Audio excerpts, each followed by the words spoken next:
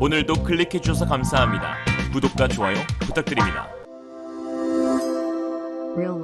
FA50 개필러는 유감스럽게도 큰 실망입니다. PL 버전은 조금 더 나아지지만 여전히 F16에 비하면 가짜 전투기 수준입니다. 이 문제에 대해서는 국방부가 큰 실수를 저질렀고 저는 진정한 가치를 지닌 다른 기치를 찾아야 한다고 생각합니다. K2, K9 혹은 천물을 구매하는 것은 이해하고 지지합니다만 이 경우에는 돈을 낭비하는 것입니다. 한 폴란드 네티즌의 FA50에 대한 평가입니다. 현재 폴란드에서는 FA50 도입에 대한 설왕설래, 찬반 의견이 활발하게 진행되고 있는데요. 찬성하는 입장에서는 현재 폴란드 상황에서 가장 최적화된 전투기라는 의견이었고 반대하는 입장에서는 전투기로의 성능과 무장량이 빈약하다라는 의견이었습니다. 반대하는 폴란드 네티즌들의 의견 역시 일리가 있으며 그들을 탓할 생각은 전혀 없습니다. FA50이 추 블록 20의 개량을 통해 진정한 전투기로 변모한다 하지만 그럴지라도 훈련용 기체 베이스에서 개량되었다는 한계를 지니고 있고 유럽에서의 한국산 전투기의 인지도는 거의 없다시피 하는 정도이니 폴란드 네티즌들 입장에서 기왕에 비싼 돈 들여 전투기를 구매한다면 확실히 검증이 된 고성능의 전투기를 구매하고 싶은 것이 사실이겠죠. 또한 폴란드가 실질적으로 러시아 및 벨라루스의 군사 위협을 받고 있는 긴박한 상황이기도 하고요. 이에 몇몇 폴란드 언론이나 정치인 그리고 심지어 군사 전문가들조차도 FA50에 대해서 회의적인 반응을 보이기도 합니다. 그러나 글로써 보고 비판하는 이들의 주장과는 달리 실제 현장에서 FA50의 조종관을 잡아보고 시험 비행을 치러본 폴란드 공군 파일럿들은 이들과 전혀 다른 반응을 보이고 있어 눈길이 가는데요. 그들은 FA50에 대해 극찬을 하면서 심지어 한국산 전투기에 대해 높은 신뢰로 인해 KF-21까지 기대된다라고 말하는 정도입니다. 바로 한국에서 FA50 전환 교육 훈련을 받고 있는 스톨라렉 소령과 바르토슈 구아 소령, 파베오 무어지코스키 대위 등 4명의 폴란드 공군 조종사들이었습니다. 스톨라렉 소령은 FA50의 비행 범위와 가능성은 기대를 뛰어넘었다며 굉장히 인체공학적으로 설계되어 있고 내부에도 정보들이 많이 있어서 조종사들이 더 수월하게 임무를 수행할 수 있도록 도와줬다라고 평가했습니다. 무아지코스키 대위는 FA50은 항공기 컨트롤 시스템이 전체적으로 되어 있다는 게 폴란드에서 운용 중인 미그29와의 큰 차이라고 부연했습니다. 이번 교육훈련 중 총 11번의 소티 비행훈련 땐 뒷좌석에 우리 공군 교관이 그리고 앞좌석엔 폴란드군 조종사들이 각각 앉았고 이들은 직접 조종관을 잡아 비행한 것으로 전해졌는데요. 특히 이와 관련 스토라렉 소령은 새로운 비행 기술을 배웠을 뿐만 아니라 한국 문화를 새로 배울 수 있는 기회들이 많았다며 한국 교관들과 끈끈한 우정을 쌓았다고 고마움을 표했습니다. 그는 폴란드와 한국은 차이도 있지만 역사와 문화, 세상을 바라보는 시선 등 비슷한 점이 더 많은 것 같다며 추후 무기 도입이나 상호 국가 간 훈련 또는 방어적 군사 협력까지 다 잘 되었으면 좋겠다라는 바람을 전하기도 했습니다. 이처럼 일부 폴란드 네티즌이나 군사 전문가들의 비판과는 달리 실제로 FA50을 탑승해보고 비행까지 마친 공군 조종사들은 입을 모아 굉장히 훌륭한 기치라며 극찬하고 있음을 알 수 있는데요. 일각에서는 한국 언론과의 인터뷰여서 립서비스일 뿐이라며 평가절하하는 의견들도 있지만 이들뿐만 아니라 폴란드 현지 매체와의 인터뷰에서 무려 8,000자 넘게 FA50에 대한 칭찬과 그 비판에 대한 반박 인터뷰를 진행한 또 다른 폴란드 공군 파일럿도 있습니다. 지난 6월 10일 폴란드 공군 장성이자 F-16 전투기 파일럿인 이레네우스 노박 장군은 FA50에 대한 비판 여론에 대해 반박하는 인터뷰를 진행했는데요.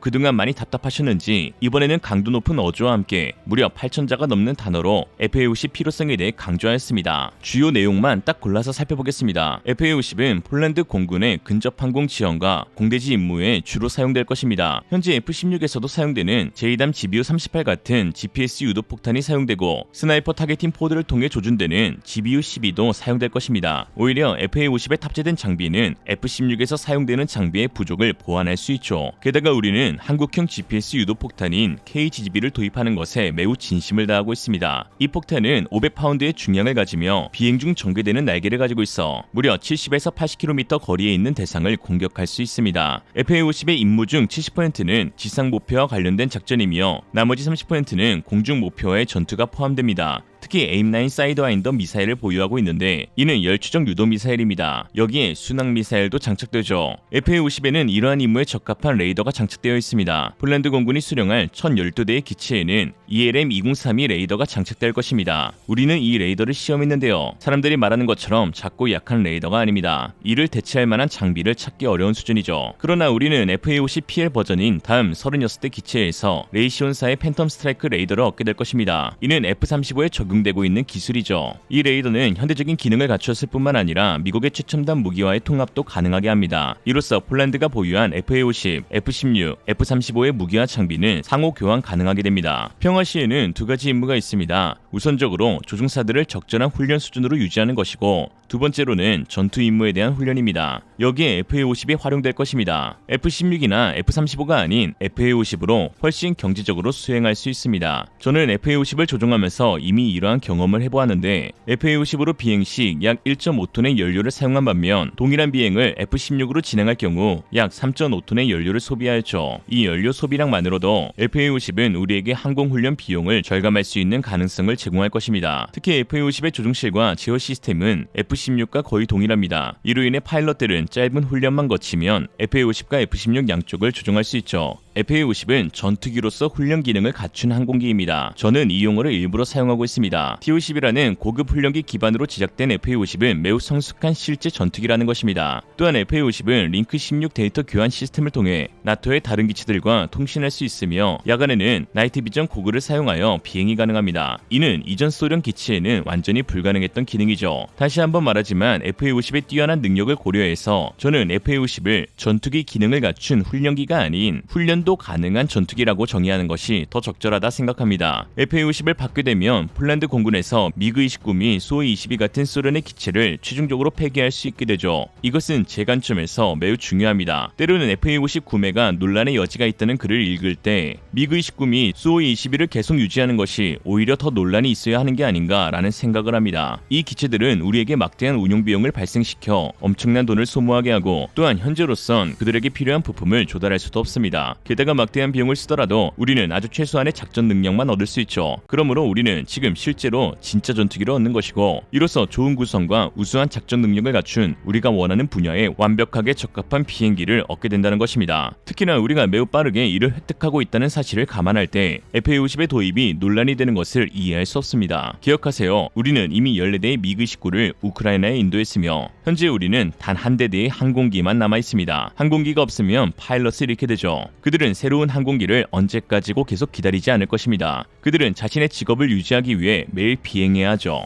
만약 FA-50의 구매 결정이 없었다면 제1전술 항공여단 전체를 철폐할 수도 있었다는 것입니다. 라고 했습니다. 역시 어디서 주워들은 정보로 존내만해하는 전문가 호소인들보다 훨씬 더 구체적이고 팩트로 무장된 달변이었는데요. FA-50을 실제로 운용해본 공군 파일럿들은 한국산 전투기가 이렇게 훌륭한지 예상 못했다며 이에 KF-21 역시 매우 기대가 된다고 말하고 있는 상황입니다. 실제로 FA-50 운용 교육을 받고 있는 스톨라렉 소령은 FA-50을 탑승하여 조종해본 결과 한국이 만든 KF-21에 대한 기대감도 생기게 되었다며 나중에 기회가 된다면 배우고 싶다라고 했습니다. 이를 통해 알 수 있는 것은 카이가 현재 추진하고 있는 FA-50과 KF-21의 연계 판매가 실제로 매우 큰 효과가 있을 것이란 것입니다. 지난 20일 필리핀 차세대 주력 전투기 도입 사업에 도전장을 내민 카이는 필리핀 현지에서 FA-50 블록 20의 홍보 자료를 공개했는데 특히 KF-21과 연계하여 수출하는 전략을 취하고 있다는 것을 알 수 있었습니다. FA-50을 소개하는 자료에서는 3번에 걸친 업그레이드된 FA-50은 전체 필리핀 영토를 커버하고 신속한 대응을 가능하게 하며 이는 필리핀 공군을 위한 비용적으로 가장 효율적인 제안이 될 것이라고 했으며 또한 FA-50 PH-로의 개량, 즉 공대지, 공대공 전 임무에 대한 목표를 지원하고 필리핀 공군의 운영 요구 사항을 충족할 수 있도록 손쉽게 업그레이드가 가능한데 여기에는 ATP, 300갤런 외부 연료, IFF, MADS, A사 레이더가 포함된다고 했습니다. 그러면서 FA-50은 KF-21과 연계하여 미래 비행 함대에서의 통합 운용이 될 수 있고 이미 한국 공군과 인도네시아 공군 및 아시아 국가에서 운용이 확정되어 규모의 경제를 달성할 수 있다며 카이는 비용 대비 효율이 높은 FA-50과 KF-21로 필리핀 공군의 목표를 달성할 수 있도록 계속해서 지원할 것이라고 밝혔죠. 이날 카이는 왜 FA-50을 선택해야 하는가라는 보고서를 제출하기도 했는데요. 내용을 살펴보면 첫째, FA-50은 전 세계 고객이 원하는 차세대 다목적 전투기 가운데 가장 비용 효율적인 솔루션이다. 둘째, 오늘까지 총 300대의 T-50 계열 항공기가 사용되고 있고 계약이 체결되었다. 셋째, FA-50은 AJT, LIFT 그리고 전투 임무까지 단일 플랫폼에서 수행할 수 있는 유일한 입증된 항공기이다.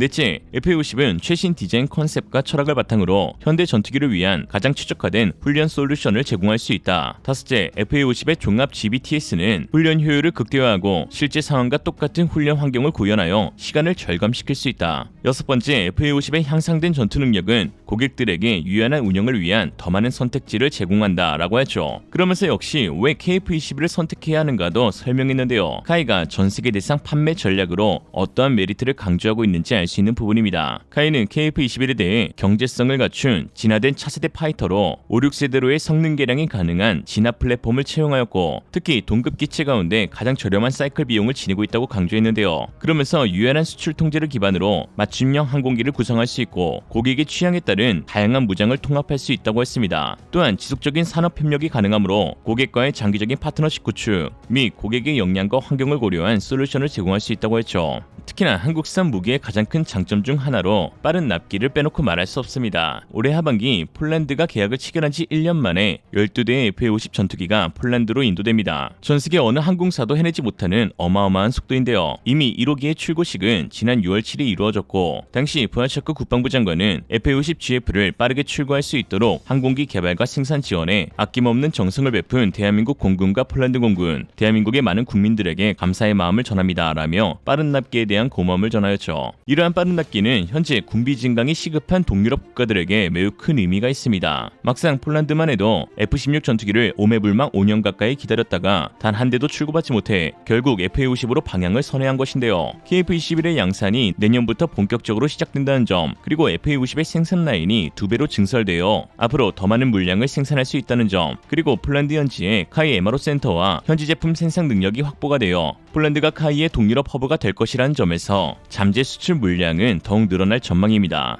또한 한국산 전투기가 처음으로 유럽에 수출된 곳이 폴란드라는 것도 매우 큰 의미가 있죠. 한편 이런 상황 가운데 폴란드와의 협력에 찬물을 끼얹는 소식도 있었는데요. 한국의 모 군사 전문 기자의 단독 보도에서 폴란드가 한국에 대출을 끼고 무기를 구매한다는 보도를 낸 것입니다. 그러면서 한 정부 고위 소식통의 발언이라며 2차 수출 협상 마지막 쟁점은 20조 원이 넘는 수출 금융 지원이고 한국 수출 금융 한도가 100억 달러, 12조 8천억 원에 미치지 못한다며 폴란드와의 방산 협력이 우려가 된다고 한 것인데요. 사실이라면 미치고 판매하는 상황이라 걱정이 될 법도 한데, 그러나 지난 19일 폴란드 현지 매체를 통해 이러한 보도가 오보이며 폴란드 재무부 장관의 직접 발언에서 한국에 받은 대출은 없고 전액 현금으로 구매하는 방식이라고 반박한 사실이 드러났습니다. 르제츠코프스카 재무장관은 일종의 사실이 확인되지 않은 언론의 혼란 보도였다며 폴란드는 한국에 대출을 받은 적이 없다라고 확신했습니다. 그러면서 이미 서명된 계약에서 자금 조달 보장이 이루어진다라고 했죠. 실제로 폴란드가 FA50 구매를 두고 이례적으로 30% 선납금을 지불하였으며 K2 전차의 수출 대금 역시 6천억 원 입금이 완료된 것으로 확인되었습니다. 11일 한국무역협회 무역통계에 따르면 한국이 폴란드에 수출한 전차와 그 밖의 장갑 차량 규모는 작년부터 올해 4월까지 4억 5,600만 달러, 하나로 6천억 원에 달하였습니다. 이로써 올해 1월에서 4월 한국은 폴란드와의 무역에서 27억 1천만 달러 흑자를 내었으며 폴란드는 우리나라의 5대 무역 흑자국으로 급부상하였죠. 우려와 달리 돈을 아주 잘 내고 있다는 것입니다. 특히 인도네시아가 4년이 넘도록 KF-21에 대한 8천억 원의 미납금을 지불하지 않고 있는 상황에서 폴란드의 이러한 빠른 납부는 상당히 고마운 것인데요. 국제사회에서 인도네시아의 막장 행태를 4년간 눈감아준 한국이라는 이미지를 악용할 수 있었겠지만 오히려 빠른 납기에 고맙다며 빠른 납부를 해주었으니 말입니다. 인도네시아에 당한 호구가 아니라 진정으로 신뢰할 수 있는 국가라는 이미지 쇄신의 무형 가치가 얼마나 크겠습니까? 역시 분탕엔 분별을 분명하게 해야겠습니다. 오늘의 한 줄 평, 반대의 행보를 보이고 있는 폴란드와 있니 반대로 뒤집힌 국기가 모든 걸 말해준다. 이상으로 리얼리즘이었습니다. 여러분의 생각은 어떠신가요? 현명하고 지혜로운 여러분의 의견을 지금 댓글에 남겨주세요. 감사합니다.